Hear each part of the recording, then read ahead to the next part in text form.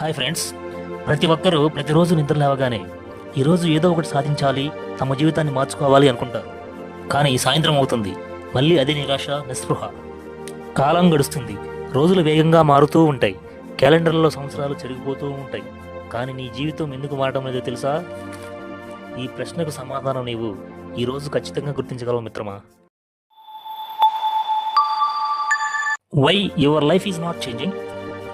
Comfort zone. మిత్రమా, నీ జీవితం మారకపోవడానికి మొదటి కారణం కంఫర్ట్ జోన్.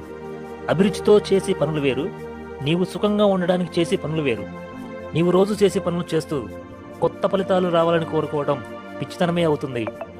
ఇనుమును ఒక మంచి వస్తువుగా తయారు చేయాలంటే సంపటి దెబ్బలు తప్పవు. అలాగే మనలో మార్పు రావాలంటే కష్టాలు అనే నొప్పిని భరించడానికి ఎల్లప్పుడూ సిద్ధంగా ఉండాలి. నీకు సోషల్ మీడియాలో రీల్స్ చూడటం హ్యాపీగా ఉంటుంది, కానీ రేపటి నీ భవిష్యత్తు కోసం స్కిల్స్ నేర్చుకోవడం కష్టంగా ఉంటుంది. ఈ కంఫర్ట్ జోన్ నుండి ఒక్కసారి తెంగు చూడు మిత్రమా, నీ విజయం నీ కోసం ఎదురు చూస్తూ ఉంటుంది.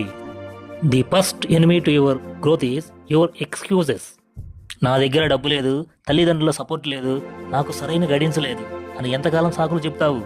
చీమలు ఒకరు చెబితేనే ముందుగా వాటి ఆహారాన్ని సమకూర్చుకుంటున్నాయా? నీ ఓటమికి ఇతరులని బాధ్యత చేయటం వదిలేసిన రోజు నుండే నీ ఎదుగుదల మొదట స్టార్ట్ అవుతుంది. పరిస్థితులు ఎవరికీ అనుకూలంగా ఉండవు, మనమే వాటిని అనుకూలంగా మార్చుకోవాలి. ఈ లోకం నీ సాకులను ఎప్పుడూ వినదు, నీ విజయాన్ని మాత్రమే ఈ ప్రపంచం గుర్తిస్తుంది మిత్రమా.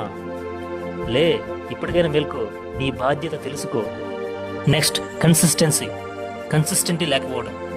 చాలామంది పని మొదలు పెడతారు, కానీ మధ్యలోనే వదిలేస్తారు. నీవు మోటివేషన్ ద్వారా మాత్రమే పని మొదలు పెడుతున్నావు, కానీ క్రమశిక్షణ, డిసిప్లిన్ ఉంటేనే ఆ పని విజయవంతం అవుతుంది.